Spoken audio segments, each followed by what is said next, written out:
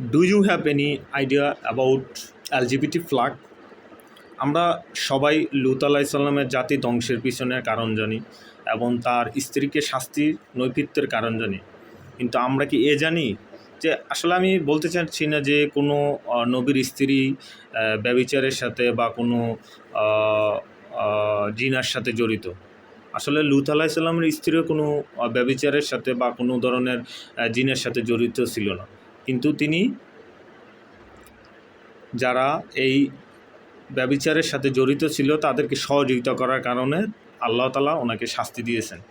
আমরা কি জানি যে আমরাও সেই লূত আলাইসাল্লামের স্ত্রীর মতো জেনে এবং না বুঝে আমরাও সেই সমকামিতা মিন্স এলজিবিটিকে প্রমোট করতেছি? আমরা কি জানি যে ইমোজিতে যে আমরা রংধনু ফ্ল্যাগটা ব্যবহার করি এবং ফেসবুকে যে রংধনু বোঝাতে গিয়ে যে ফ্ল্যাগটা ব্যবহার করি সেটা আদতে কোনো রংধনু ফ্ল্যাগ না, সেটা একটা এলজিবিটির প্রতীকী ফ্ল্যাগ, যেটা 1978 সাল থেকে যারা সমকামিতাকে পছন্দ করে, যারা সমকামিতাকে প্রমোট করে, তারা সেটা ব্যবহার করে আসতেছে। এবং যখন প্রথম 1978 সালে যখন প্রথম এলজিবিটির পতাকা তৈরি করা হয়, do you know flag is the symbol of a specific identity. Without flag you can't provide your specific identity. And do you have any flag about your nation and about your identity? That's the point. But you have to know about that, about the issues, about the problem. And আমরা কিন্তু মানে কোনো জানা ছাড়া, কোনো ধরনের idea ছাড়াই আমরা কোনো একটা জিনিস হ্যাশট্যাগ ফেসবুকে কেউ একটা জন্মদিনের উইশ করি, আমরা একটা শান্তির বার্তা হিসেবে একটা ফ্ল্যাগ করে দিই। বাট এমন কিছু ফ্ল্যাগ যেটা আমাদেরকে আসলে এমন এক জঘন্য, এমন এক ব্যভিচারের দিকে আমাদেরকে টেনে নিয়ে যায় যেটা আমরা সম্পর্কে আমাদের কোনো ধারণা নেই। এবং তেমনই একটা ফ্ল্যাগ হচ্ছে রংধনুর ফ্ল্যাগ, যেটা 1978 সালে এলজিবিটি যারা সমর্থন করে তারা এটা প্রমোট করছে। এবং কিছু বছর পর যখন 7টা রং তাদের পছন্দ হয় না এবং তারা কি করছে, সেটার মধ্যে একটু কিঞ্চিত পরিবর্তন আছে, 7টা রং বাদ দিয়ে তারা 6টি রং আনছে। 6টি রং কি?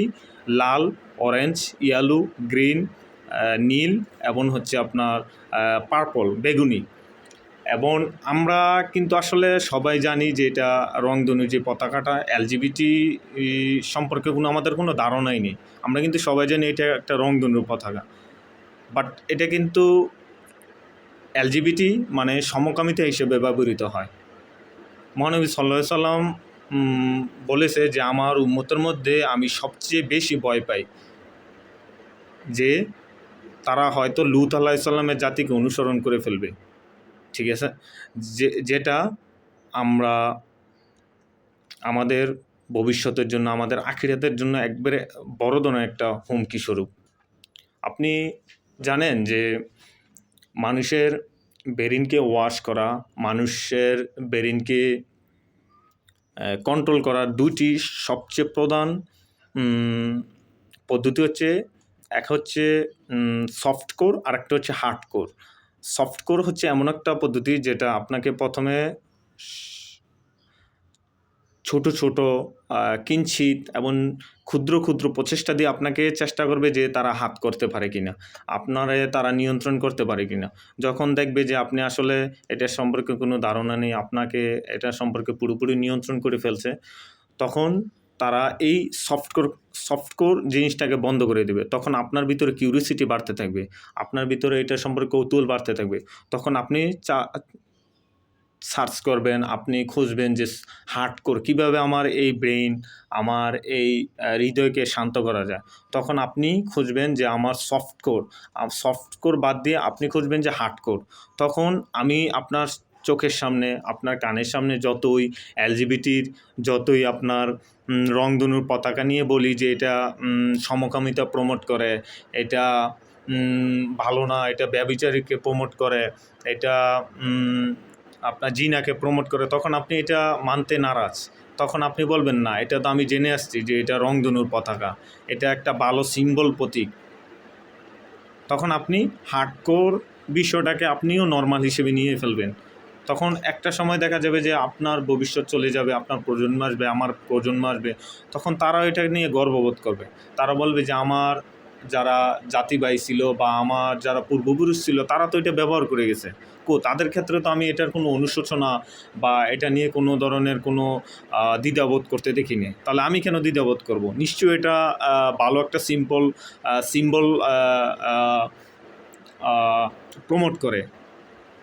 ঠিক এভাবেই একটা জাতি একটা খারাপের দিকে বা একটা ধ্বংসের দিকে ঠেলে যায়। সো যেটাই আমরা আসলে শেয়ার করি, যেটাই আমরা আসলে ফেসবুকে, সোশ্যাল মিডিয়া বা অন্যের কাছে অন্য একটা প্ল্যাটফর্মে বলি বা লিখি, সব কিছুর মধ্যে এক একটা অর্থনীত বা একটা অন্তঃশক্তি থাকে, যেটা সম্পর্কে আমরা আসলে জানি না, বুঝি না, জেনে না বুঝে আমরা ওইটাকে প্রমোট করি, ওইটাকে শেয়ার করি। সো আমার করণীয় এবং আমার সতর্কবার্তা এটাই, আমরা যেটাই করি, যা পদক্ষেপই নিই, আমাদের উচিত সব কিছুই জেনে বুঝে তা প্রমোট করা। আমি এটা বলছি না যে আপনার এটার মধ্যে কোনো অপরাধ আছে বা আপনি এটা নিয়ে কোনো অনুশোচনা বোধ করেন। আপনি এটা না জানতেই পারেন। এটা হয়তো আমাদের ভুল বা আমাদের জাতির ভুল বা আমাদের সরকারের ভুল। কেন আমাদের সম্পর্কে এটা জানালো না, কেন আমরা এটা সম্পর্কে। সো আজ থেকে রংধনু পতাকা বলতে আমাদের কোনো ধরনের কোনো পতাকা নেই। রংধনু পতাকা বলতে কোনো শান্তির দূত বা শান্তির প্রতীক হিসেবে নেই। আসলে এটা হচ্ছে সমকামিতা, যেটা সবচেয়ে খারাপ এবং নিকৃষ্ট এবং জঘন্য অপরাধ, যেটা নিয়ে সবচেয়ে মহানবী সাল্লাল্লাহু আলাইহি ওয়াসাল্লাম ভয় ছিল। সো এটা আপনারা শেয়ার করবেন না, এটা আপনারা প্রমোট করবেন না, জেনে বুঝে এ ধরনের অপরাধ, এ ধরনের হিংস্রাত্মক এবং জঘন্য কাজে জড়িয়ে পড়বেন না। খোদা হাফেজ।